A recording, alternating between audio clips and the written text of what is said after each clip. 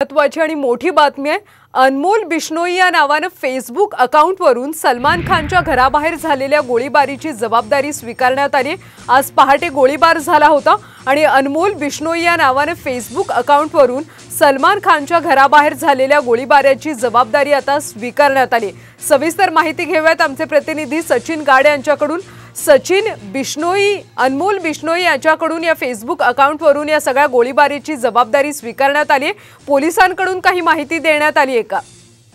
नक्कीच आपण बघतोय की फेसबुक पोस्ट करण्यात आलेली आहे अनमोल बिश्नोई नावाच्या अकाउंटवरून आणि त्यामध्ये सलमान खानच्या घरावर पहाटे हल्ला झाला त्याची जबाबदारी स्वीकारण्यात आलेली आहे।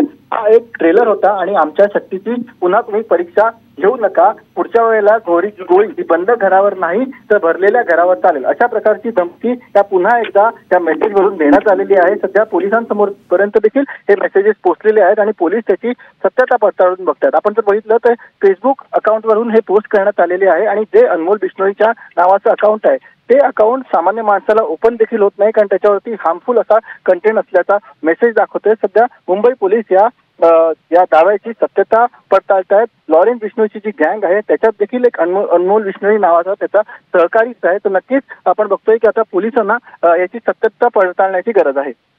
नक्कीच सचिन, धन्यवाद या सगळ्या माहितीसाठी। तर अनमोल बिश्नोई या नावाने फेसबुक अकाउंटवरून सलमान खानच्या घराबाहेर जो गोळीबार झाला होता त्याची जबाबदारी आता स्वीकार